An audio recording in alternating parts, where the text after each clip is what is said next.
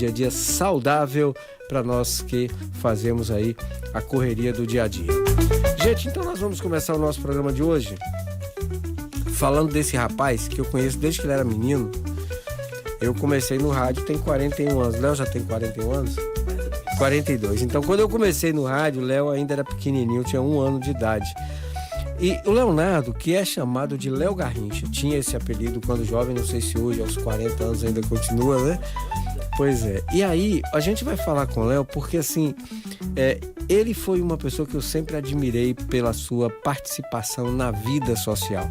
Eu conheci Léo no movimento estudantil, depois ele entra e vai trabalhar junto a entidades que atuam, que defendem minorias e, nos últimos anos, no movimento sindical enquanto dirigente sindical. Ele é hoje presidente do Sindicato dos Bancários de Vitória da Conquista e região. Então a gente vai conhecer um pouco da história desse jovem que está aqui no nosso estúdio hoje para falar sobre essa vida, né? Essa correria, esse dia a dia e principalmente, né, da superação para uma pessoa que tem deficiência. A gente sabe que no nosso país fala-se tanto de inclusão, é tão bonito, né, no discurso, mas quando a gente vai para a prática não é assim que funciona.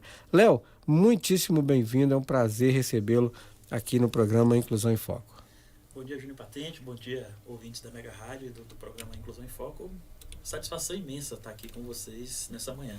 Muito bem, Léo, a gente vai falar inicialmente sobre tua vida, né? Tua correria, teu dia a dia, mas você, quando nasce e que tem, né, uma deficiência, né? Aí a gente sabe que a gente está falando de alguns anos e esses anos atrás, mesmo que menos, né? Havia aí um grande problema com o que a gente fala de assistência, né, para isso. Como é que foi sua infância? Como é que foi para tua família, né, ao você nascer e ter essa deficiência? O Léo tem um problema, né, nas pernas, não é isso, Léo? Isso. Eu tenho torção tibial dupla interna, né? Então, assim, em termos populares, o meu osso da canela, ele é torcido para dentro, o que faz com que meus pés não sejam virados para frente. A ponta dos meus pés, um é virado para o outro. Então, eu caminho praticamente passando um pé por cima do outro. Com cuidado aí para risco de tropeçar, de quedas, né? Isso. E aí quando você nasce, o que isso impactou sua família, Léo? Olha, é curioso, porque eu não nasci com essa deficiência, né? Eu fui adquirindo ao longo do crescimento. Minha mãe relata que até 1 ano e meio de idade, eu não tinha nenhum tipo de deformidade, nenhum tipo de mudança física perceptível. Então, quando eu começo a dar os primeiros passos, andar e começo a andar com mais frequência, é que ela começa a perceber esse problema. Então, entendi.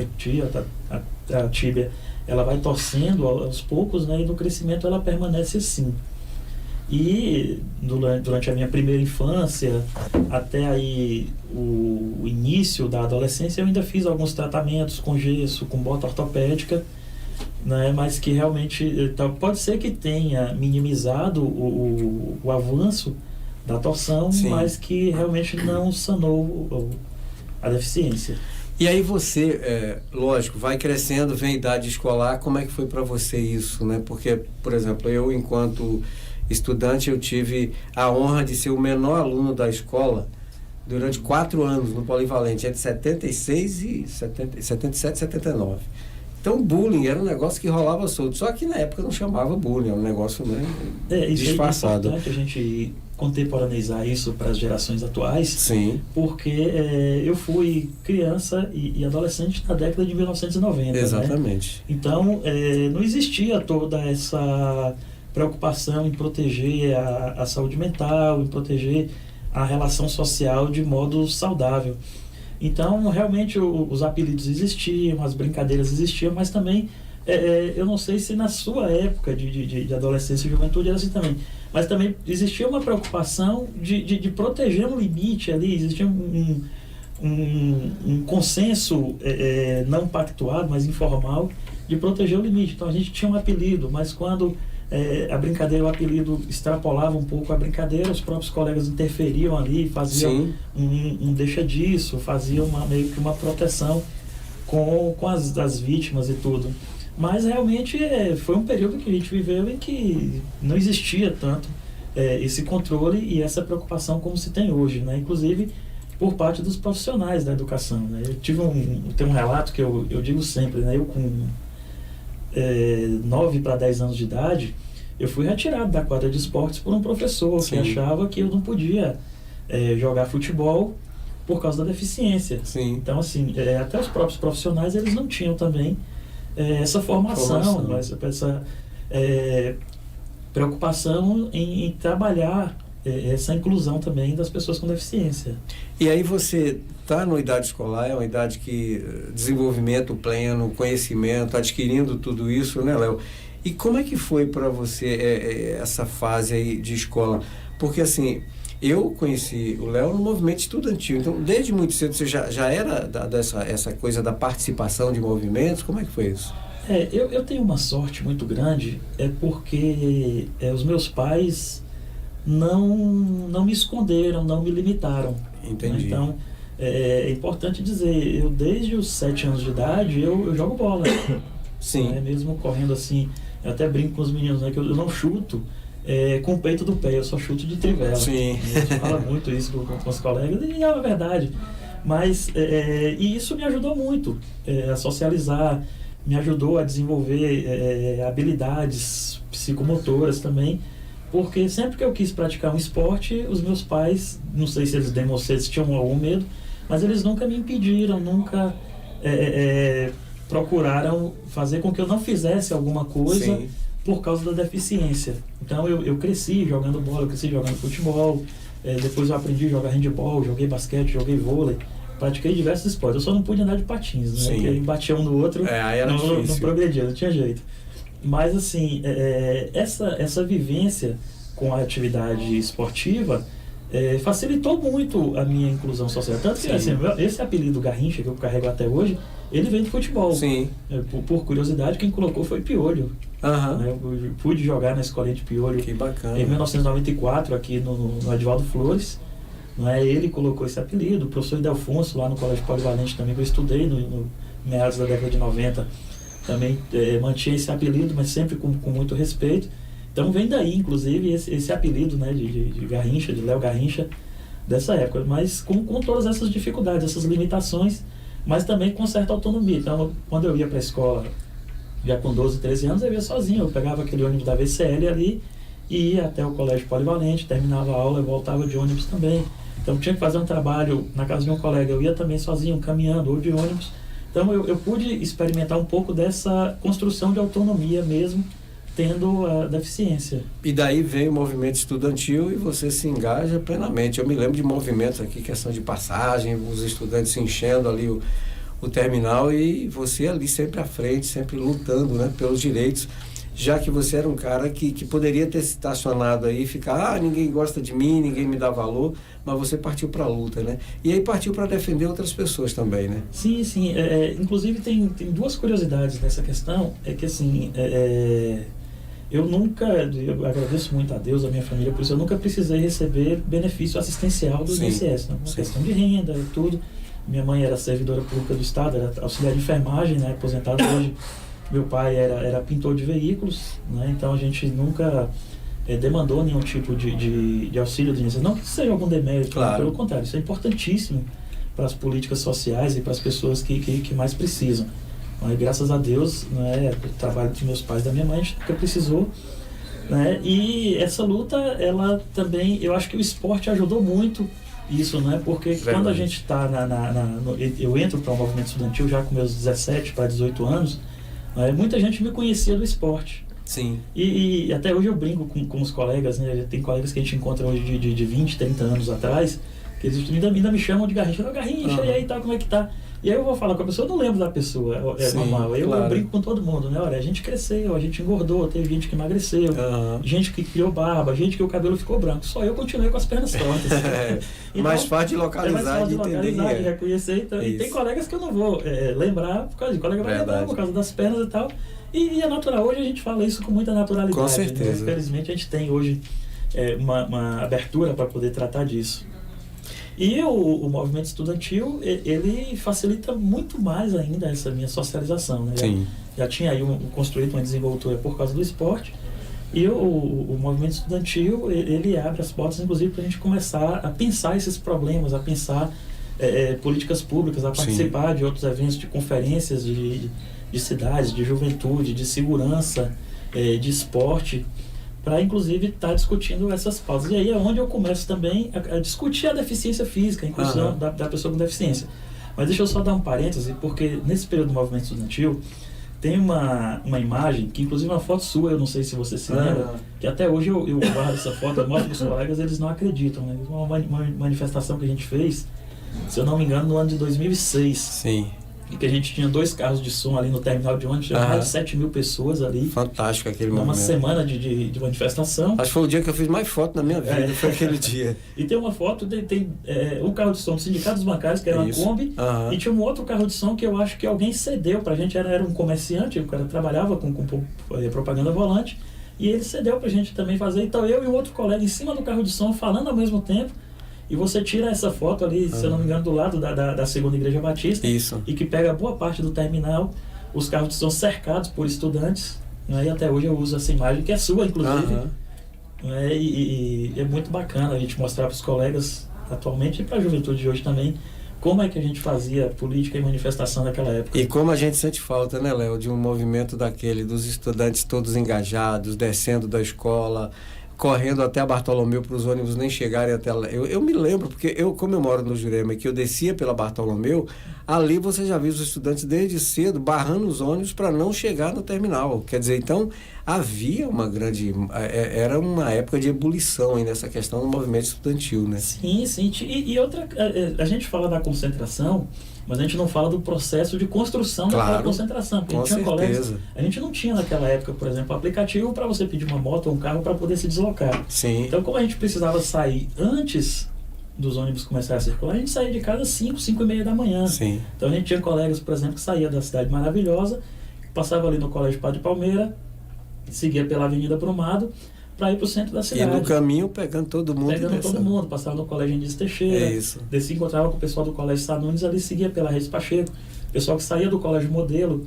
Então eu mesmo morava na Rua do Cruzeiro, ia caminhando até o Colégio Modelo, para ali pedir os alunos para não entrarem, para a gente vir andando, e vinha pela Olívia Flores, passava ali na Maria Viana, Abdias Menezes de Lene Mendonça, na Escola Normal, e vinha para o centro da cidade. Mesma coisa o pessoal fazia no antigo Heraldo Tinoco, né, que hoje é o Colégio Militar, pegando ali o Fernando Espínola, Rafael, Centro Polivalente. Então existia uma mobilização muito grande, onde a gente saía de casa às 5h30 da manhã caminhando para poder fazer a manifestação. Tanto que na maioria dessas fotos, inclusive, eu estou de touca. Eu estou de touca de lã, justamente. Porque naquele tempo era mais frio, você saía cedo. A gente saía cedo, né? E era caminhando mesmo, não tinha outra alternativa. WhatsApp, Uber é hoje, galera. Antigamente o negócio era na raça. Era na canela. Quando a gente queria jogar bola, o cara passava 5h da manhã chamando na porta de casa. Era isso aí, todo mundo apitando, soprando apito, batendo na porta. Eu descobri outro dia que tinha gente que amarrava um fio de cordão no dedo, puxava até a janela do quarto, que era para a rua, e quando a galera passava, puxava para ele acordar para ir para o jogo. Olha o vício que era, mas olha o esforço que se fazia para poder participar do esporte. E aí, quando a gente fala por um movimento de defesa de direitos, vai muito além do prazer do esporte. Vai aí o sentimento de pertença a uma luta e uma busca, né, de melhores condições para todo mundo, né, Léo? Ah, sim, com certeza. Inclusive porque dessas lutas a gente tem algumas coisas. Vou dar alguns exemplos para o pessoal ver. Hoje a gente tem um Conselho Municipal de Transporte. Sim. Naquela época não tinha. Uma das pautas da manifestação era a criação do Conselho Municipal de Transporte. Verdade. A cota de passe estudantil, antigamente eu acho que tinha 30 ou era 50 passes por mês. Hoje, se eu não me engano, chega próximo de 100. Né? E a gente tinha uma briga para que o estudante não tivesse cota. Né? Não conseguimos extinguir a cota, mas conseguimos aumentar a quantidade de meia passagem para os estudantes. Verdade. Por exemplo. Então, assim, são questões que têm desdobramentos até hoje, né, na vida das pessoas. Até hoje o Conselho de Transporte ainda funciona. Não sei se ainda se o município ainda tem feito esforço para manter funcionando, elegendo novos conselheiros, mas naquela época foi uma ferramenta importante, inclusive, para discutir a tarifa de ônibus. Sim. Aí daí você, lógico, amadurece, né, fica adulto, entra nos diversos movimentos e chega ao Sindicato dos Bancários, um sindicato historicamente muito atuante na cidade de Vitória da Conquista, né, e você assume, chega à presidência dessa instituição. Como é que foi esse caminho aí de chegar até um sindicato de tamanha importância? Acho que foi 60 anos que fez agora, 50? 62. 62, quer dizer. Isso. Inclusive, antes disso, eu fui servidor do município. Né? Fiz concurso para a prefeitura, trabalhei no PROCON, trabalhei no Hospital Isao Matos e trabalhei no 92. Uhum. E aí tem uma coisa que é importante dizer, é que quando eu fiz o concurso do município, né, eu fiz como candidato cotista, Sim. por ser pessoa com deficiência. Uhum. E isso é importante. Nesse período eu fui, inclusive, diretor do Sinserve, né, a gente tem uma greve histórica no ano de 2010, se eu não me engano, né, que vários, inclusive funcionários do Isao Matos, participaram dessa mobilização, claro, se organizando para manter o funcionamento do serviço essencial, como é o serviço do hospital, mas naquela época, inclusive, conseguindo uma conquista importante, que foi a garantia do auxílio alimentação dos servidores do município. Foi também fruto de greve. Se existe hoje, não é porque o município deu, né? Porque teve uma greve. Para não aparecer, eu sou o bonitinho que deu esse auxílio. Isso, teve uma greve, teve uma luta, teve gente que foi perseguida no trabalho, teve gente que respondeu processo administrativo para que esse direito que hoje os servidores usufruem pudesse estar existindo. Bacana. E aí, paralelo a isso, em 2014 eu faço concurso para o Banco do Brasil, entro no banco, né, e em 2019 participo da eleição do sindicato como candidato a presidente, em 2020 eu assumo. Sim. E tem uma curiosidade que eu sempre falo em toda reunião que a gente tem com os bancários, é que nessa época do movimento estudantil, muita coisa que a gente pôde fazer, que eu pude construir, foi com o apoio do Sindicato dos Bancários. Sim. Então eu costumo sempre dizer, né, que quem era bancário lá no início dos anos 2000, há 15, 20 anos atrás, né, muito contribuiu para a minha formação, Sim. porque eu estava afiliado ao sindicato, estava contribuindo com os sindicatos bancários, e muitas vezes que a gente mandava um ofício para poder pedir um apoio para fazer um congresso aqui, para participar de um congresso, de um evento, para construir uma manifestação, os sindicatos bancários sempre estavam contribuindo. Não é? Então, assim, muito de eu poder estar hoje contribuindo com a luta do sindicato, com a luta da categoria, se dá também em função dessas pessoas que lá atrás contribuíam com o sindicato, que o sindicato pôde também ajudar nessa minha formação. Pois é, eu fiquei lá de 95 a 2010 nos sindicatos bancários como assessor de imprensa e eu me lembro, tinha um radialista que ele tinha uma raiva da Kombi do sindicato, né, que era parar na Barão do Rio Branco e ele começava a gritar, lá vem a Kombi do sindicato. Porque assim, incomodava, e esse era o papel, era incomodar mesmo, porque era uma luta por direitos. E esse é um programa que fala de luta por direitos, por isso que a gente está falando desse assunto. Quer dizer, o sindicato sempre esteve presente nas atividades de união de mulheres, de associações de moradores, que sempre lutaram pelas minorias e pelos excluídos. E isso continua, Léo? Como é que está sendo isso? Continua hoje? E a gente tem ampliado essa discussão. Hoje, inclusive, só para você ter uma ideia, nós temos diretores do sindicato que participam do Conselho Municipal de Saúde. Sim. Eu sou conselheiro do Conselho de Acompanhamento do Fundeb, aqui no município. Sim. Nós temos diretor conselheiro também no Conselho de Segurança Alimentar. Né? E, além disso, a gente participa de diversos outros fóruns. A gente constrói o Fórum Sindical e Popular em Vitória da Conquista, o Grito dos Excluídos, a gente continua participando todo ano no 7 de setembro. Né? E diversas outras lutas. Inclusive, você lembrou do radialista que tinha raiva da Kombi, hoje é uma doblô, né? A gente tá doblô de som.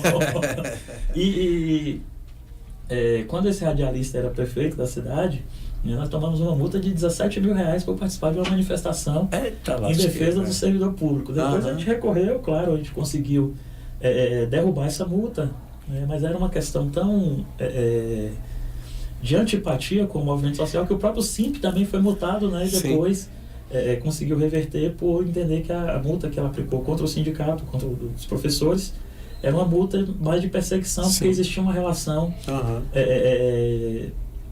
de representação sindical Sim. entre os dois entes. Como com a gente não existia, a gente teve que fazer uma discussão mais técnica, mais jurídica sobre a aplicação da multa, Sim. mas foi justamente por a gente estar participando das manifestações contra a reforma da Previdência e a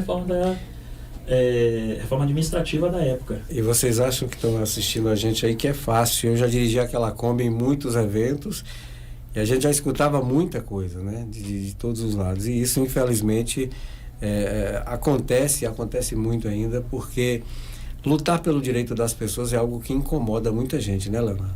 Ah, sim, com certeza. Ainda mais quando lutar pelo direito significa quebrar alguns privilégios. Sim, verdade. Então, muita gente ainda entende que ter igualdade de condições, igualdade de direitos é um privilégio, porque aquelas pessoas que nunca tiveram acesso a nada não podem ter o privilégio de ter condições de igualdade, de disputar determinadas condições ou determinados acessos, né? Inclusive, a gente fazia essa discussão quando eu era ainda do movimento estudantil, em que a gente discutia a política de cotas na universidade. Exatamente. Né, e que muita gente dizia que isso ia baixar o nível da universidade. Né? Essa era a discussão. Verdade. Depois de 5 anos de implementada a política de cotas, que inclusive tem cotas para oriundos de escola pública, que é o critério universalista, mas para negros, pessoas com deficiência, indígenas e quilombolas. E 5 anos depois, o levantamento feito pelas universidades que estabeleceram o sistema de cotas, eles constataram que os cotistas, em mais de 80% dos casos, tinham desempenho igual ou superior aos não cotistas. Porque quem lutava muito mais para conseguir, valorizava mais, né, Léo? Isso, então não era só uma questão de meritocracia, era uma questão de oportunidade. Né? Na prática, a gente pôde constatar isso. Enquanto professor, eu falava muito para meus alunos, para vocês que tem um carrinho que leva de casa para a escola, da escola para casa, não tem noção do que é o cara muitas vezes ir para a escola com fome, porque não tinha nada. Eu tive um aluno, quando eu fiz meu estágio, não vou falar aqui o nome do colégio, mas quando eu fiz o estágio eu tinha um aluno que ele me pedia para sair, toda vez que meu horário era perto do intervalo, ele pedia para sair antes 5 minutos e ele sempre chegava 5 minutos depois, porque ele ia logo para a fila, pegava a janta, porque isso era um jantar muito gostoso, aliás, que eles recebiam lá na escola, e depois ele voltava para a fila de novo, e a moça conhecia ele e sabia. E ele me explicou um dia que ele saía mais cedo e chegava depois, porque era a única refeição que ele tinha no dia. E ali já era 9 horas da noite. Quer dizer, o cara sai de casa, trabalha o dia inteiro, vai para a escola e só às 9 da noite ele tem sua primeira refeição digna. Ele pode ter beliscado alguma coisa no trabalho, alguém deu, mas quem tem a dificuldade por questão de discriminação de raça, de gênero, de cor, de tudo, eles não vão ter uma condição igual àquele que tem dinheiro nunca. Porque, infelizmente, o nosso país é um país assim. Nós fomos invadidos em 1500, fomos escravizados e tem muita gente aí, porque a minha linhagem é europeia. E eu sempre falo, olha lá que linhagem que veio para cá. Porque quem veio para cá quando descobriu o Brasil não foram os nobres portugueses. Foram os caras que estavam lá presos e o cara falou, tu fica a vida toda na cadeia ou vai para o Brasil. Pô, vou para o Brasil. Então foi daí que veio a linhagem maravilhosa europeia, que muita gente arrota por aí, dizendo que ele tem uma linhagem de lá da Europa, né? Quem vai correndo atrás disso e que conquista, valoriza mais. Sim, com certeza. Inclusive, tem alguns casos que o pessoal fala, né, as pessoas precisam ter igualdade de oportunidades, né? Sim. Mas não dá para dizer que as oportunidades são iguais. Sim. Quando a pessoa trabalha 8 horas durante o dia, precisa fazer um cursinho pré-vestibular comunitário à noite. À noite. Por exemplo, do que a pessoa que chega no seu carro ali para fazer o seu ensino médio durante o dia, à tarde faz um curso de língua estrangeira, à noite faz uma complementação de estudos. Sim. Mas com o carro levando, com o carro buscando. É muito diferente. Muito tempo, né, desse deslocamento. E sem se preocupar, inclusive, quem paga a conta, sem se preocupar se vai faltar alguma coisa em casa, sem se preocupar com a complementação cultural, que é o cinema, o teatro, a música, que essas pessoas é importantíssimo. Têm acesso e que quem geralmente está trabalhando no dia a dia não tem acesso, não tem nem tempo para ter o acesso. É verdade. Né? Aí vem a briga com a escala 6x1. Sim, né? que é outra briga. Que são os fins do mundo, né? Quando disseram que a escravidão ia acabar, disseram, olha, a atividade econômica no Brasil vai parar porque você não vai ter mão de obra. E aí acabou a escravidão. E ao invés de incorporarem aquela mão de obra assalariada dos escravos, não, importaram a mão de obra. Sim. Então, aquela novela está passando agora à tarde, a nossa mostra muito isso. E deixaram os que já tinham sido escravizados fora do mercado e criando uma grande massa pobre e faminta. Né? Tem uma curiosidade sobre isso, que eu sempre vi uma professora falar, que era o seguinte, por isso fez uma pesquisa de doutorado sobre os presos pós-escravidão. Sim. E o cara foi pesquisar no Rio de Janeiro, tinha um cara que ele semanalmente era preso. E os crimes do cara. Passava uma pessoa, ele xingava. Eu prendia o cara, ficava uma semana preso. Aí passou todo, ele voltava lá e cuspia numa pessoa. Sim. Passava alguém, ele derrubava, dava uma rasteira só para a pessoa cair no chão. Tal. E aí, essa pessoa constantemente presa. Nos depoimentos e nos inquéritos dele, ele dizia que ele fazia de tudo para ir preso, porque na cadeia ele tinha abrigo da chuva e do sol e ele tinha comida. Então, veja que situação chega o ser humano. Isso, né? é o cenário da concentração da pobreza. Então a pessoa não sai da sua atividade escrava e não tem nenhuma perspectiva de aquisição de meios para poder se prover e se abrigar. E isso perpassa ao longo da história, né? Léo, prazer recebê-lo aqui no nosso programa. Com certeza as pessoas que estão nos vendo aqui pelo YouTube, estão nos vendo pelo Facebook, vão ouvir daqui a pouco também no Spotify. Também vamos manter essa entrevista lá. Vai inspirar muita gente a entrar até nessa luta, porque tem gente que fica em casa ali, mas porque ninguém luta por isso? Por que você não levanta e vai fazer também, né? Todo mundo junto é que vai fazer com que as pessoas que têm hoje, que sofrem hoje algum tipo de exclusão, de discriminação, conquistem. Nada vem de graça, né?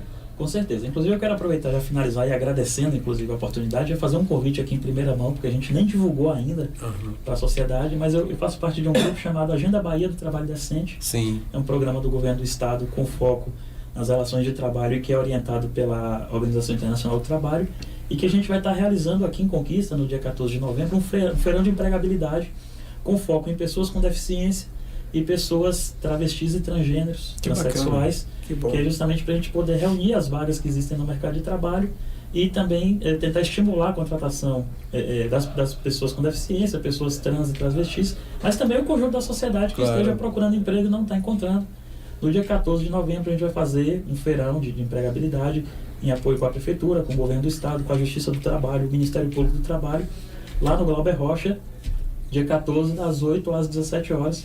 A partir dessa semana a gente vai estar divulgando já, inclusive, temos várias empresas parceiras no setor atacadista, no setor varejista, no setor industrial, no setor de transportes, e que vão estar com a gente, inclusive, no dia, recebendo pessoas, cadastrando currículos, mostrando vagas disponíveis, para a gente tentar, inclusive, fortalecer essa promoção de inserção das pessoas com deficiência e outras minorias também no mercado de trabalho. Então, já deixar aqui esse convite em primeira mão para quem nos ouve aí, que possa também replicar isso aí no dia 14 de novembro, a partir das 8 horas, no Glauber Rocha.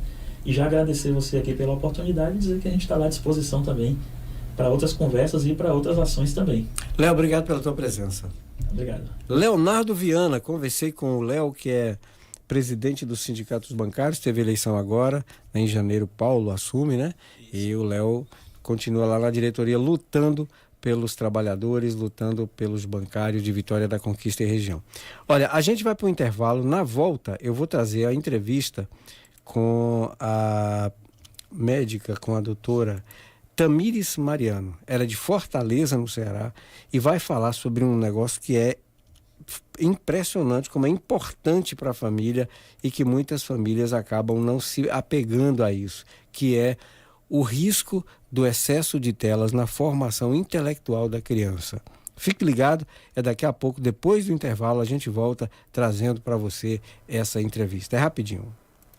9h30.